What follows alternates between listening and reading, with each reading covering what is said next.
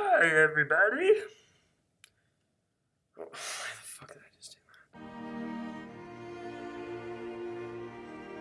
that? So this week I decided to just make a quick video on the causes of the First World War. I started writing the main one, and my normal scripts are pretty long at like 11 pages, and this one was close to 30. So for this episode, I'm going to be going over what led to the First World War, which is really annoying because there's a lot of things that led to the First World War. Don't be weary. I'm very hateful of this time in history because, well, my teacher in middle school and, my teacher in high school and, my college professor kind of ruined this war for me. Maybe it was the war that was boring. Well, maybe not. I'll confidently say it was my teachers, along with the war being extremely tediously fucking boring. And the reason why I call this the boring war is because, nobody was in the right or in the wrong either. It's just all perspective. Whereas with World War II, there's a clear bad guy. The imperialistic Americans, who got involved because someone only wanted a piece of Germany. Cunts. With World War II, we can clearly root for Hitler because he was a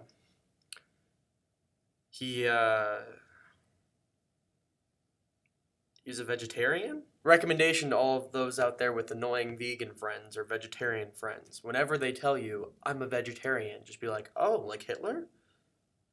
Never see somebody cry so fast in your entire life. However, the reason why World War I is extremely important is because it leads to pretty much every single bad event that happens afterwards in the 20th century. Many people decide to break down the main causes of World War I through this analogy called MAIN.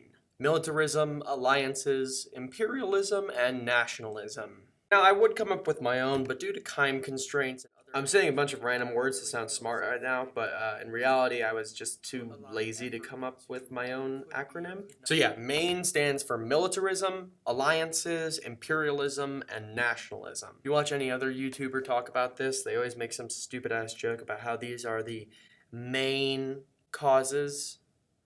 I'm not going to do that. I'm not going to make no stupid joke, but these are the main causes.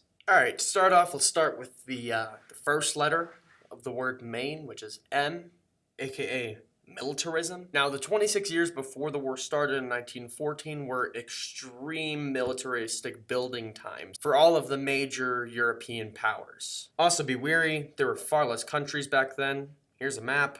The increase was mostly based off of power from nearby countries. So if you boarded another country that was building their military, you built your military bigger than theirs, and so they built theirs bigger than yours. Yeah, it's just kind of a comparison game. If that's too complicated for you, if France built a big military, Germany would build a bigger military because they wanted to fight France. And then France would build an even bigger military than them because they wanted to fight Germany. See why this is super boring to me?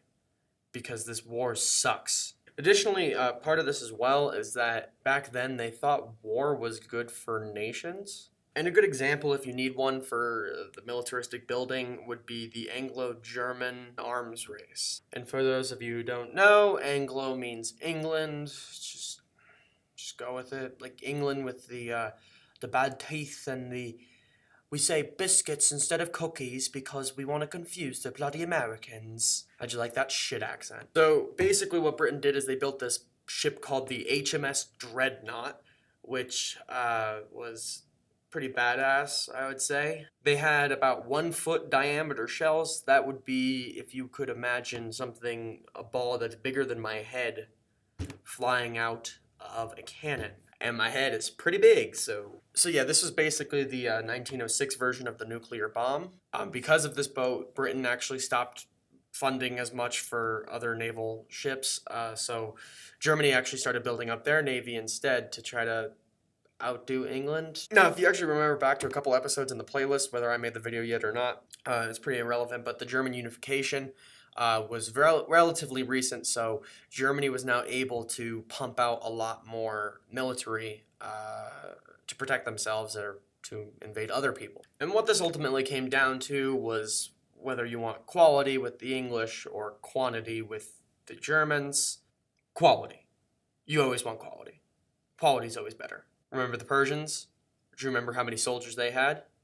Do you remember how they got destroyed by the 300 soldiers? Yes.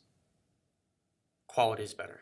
Alright, and the next letter on our main analogy is A, alliances, which in my opinion is the biggest reason why this war even started in the first place. This is my biggest reason. Some people would actually disagree with me, but they're retarded. And the reason why is if everyone wasn't teamed up to fight each other before they,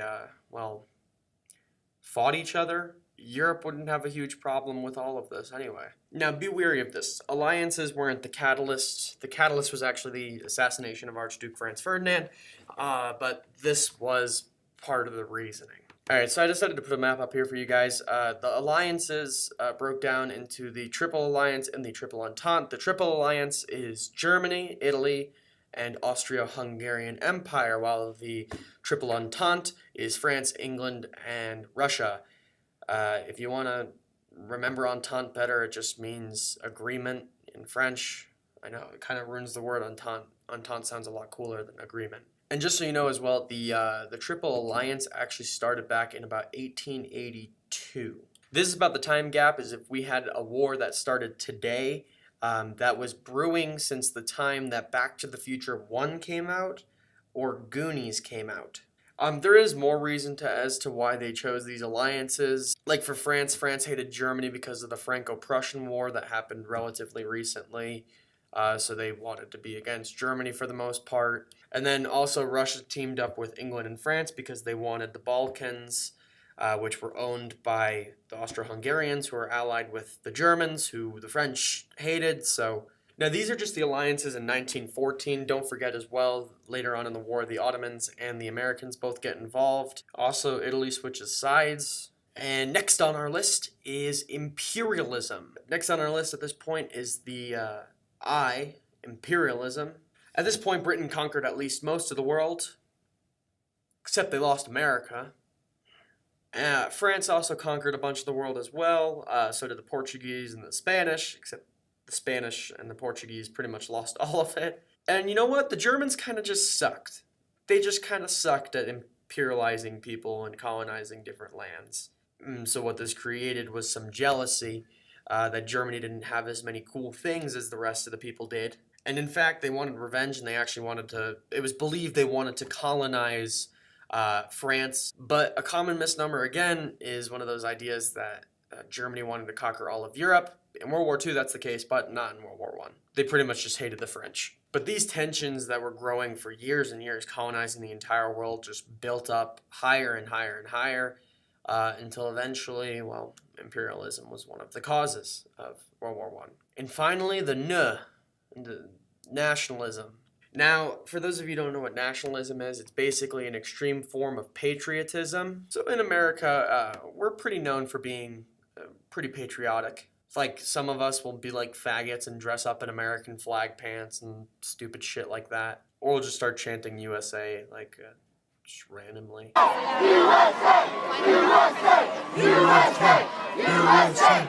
USA! USA! Nationalism's a bit more extreme than patriotism. Nationalism's more where you believe your country or your ethnic group is the best, and you don't care about any other ethnic group, and you will be willing to take them over at any time that you want to. To give a couple examples, the Nazis were considered extremely nationalistic, as well as Mussolini's fascists in Italy were extremely nationalistic as well.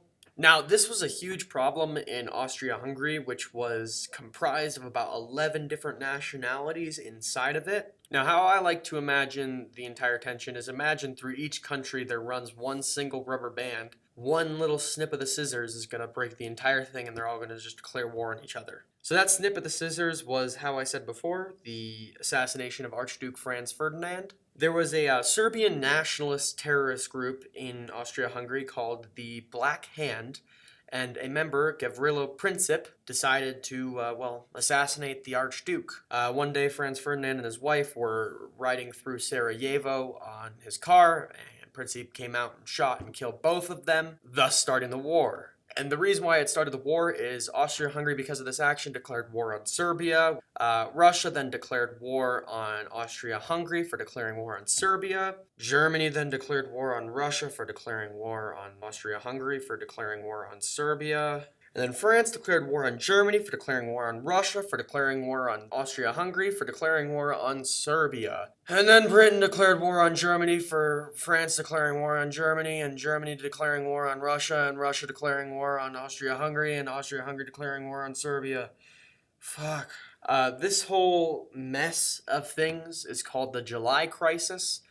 So if you ever see that, that actually might come up. It came up in my test. But if you ever see the term July Crisis, that's one to note. July Crisis, even though most of it happened in August, was basically all these countries just declaring war on each other.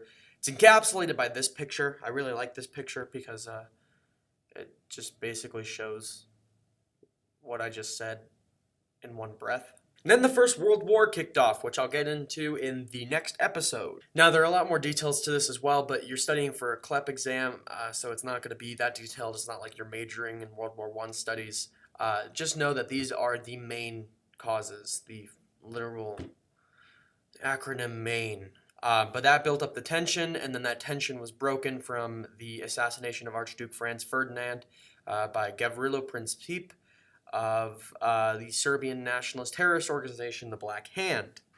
Just so you know, for the CLEP test as well, they probably won't ask you that many details on it. Just know that overall summary that I just kind of gave you, that's important to have memorized. As always, guys, don't forget to do the quiz in the description. Just did it because it might help you out. And I believe that should be it for this video. Thanks again for watching. And if you could, just again, like and subscribe. I make a new video every week. At least I'm trying my best. And it's working so far, but we'll see how long I can hold up this streak. Also, don't forget to check out these other videos because they're pretty good.